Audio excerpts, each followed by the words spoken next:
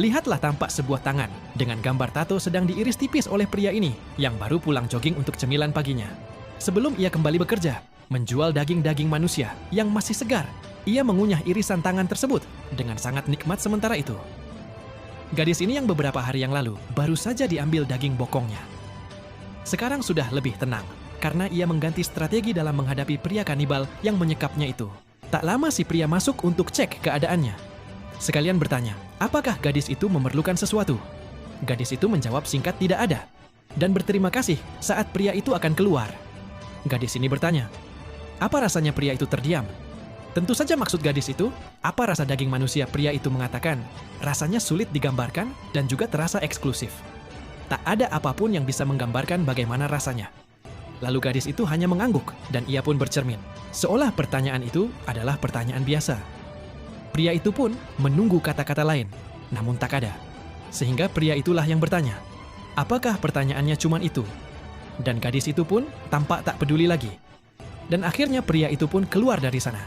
Sementara itu sahabat gadis tadi masih mencari keberadaan gadis tersebut. Dan ia menemukan rumah dari keluarga yang ia curigai, keluarganya si pria yang membawa temannya. Namun wanita yang ditemuinya ini menyangkal dan mengatakan, gadis kulit hitam itu salah orang. Dan lebih baik ia lapor polisi saja. Gadis itu bertanya apakah suaminya ada pergi keluar kota akhir-akhir ini, dan wanita itu mengatakan, tidak lama pria itu pun datang. Namun gadis kulit hitam ini tak jelas mengenali wajahnya karena waktu itu hanya melihat fotonya yang sedang tidur. Jelas saja pria itu berakting dan pura-pura heran. Siapa gadis tak dikenal? Ini istrinya mengatakan, gadis ini kehilangan temannya dan bertanya, apakah pria itu? Yang membawanya gadis itu bertanya, apa dia bernama Steve? Namun pria itu berkata, namanya Brandon. Namun gadis itu bersikeras bahwa dia bernama Steve.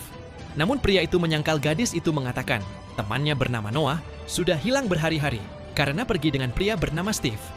Dia itu berekspresi prihatin dan minta maaf karena tak bisa membantu. Karena ia tak mengenal temannya. Itu gadis itu pun akhirnya pamit pulang. Namun di hatinya masih ada ketidakpuasan. Maka ia pun punya ide gadis itu mengambil handphone lalu menghubungi nomor temannya yang hilang itu. Dan tiba-tiba saja ada dering telepon di saku pakaian pria tersebut. Gadis itu pun jelas syok karena nada dering itu adalah nada telepon temannya. Dengan tenang pria ini mengambil handphonenya dan mengatakan, oh ternyata kau yang menelepon, ujarnya sambil tersenyum pria. Itu mengatakan seharusnya tak melakukan ini. Dan kepala gadis itu pun dipukul dari belakang.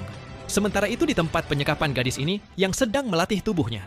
Tiba-tiba saja didatangi pria tersebut. Pria itu langsung bertanya, mengapa gadis itu bertanya rasa daging manusia?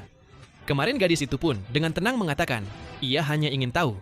Sebenarnya pria itu tampak curiga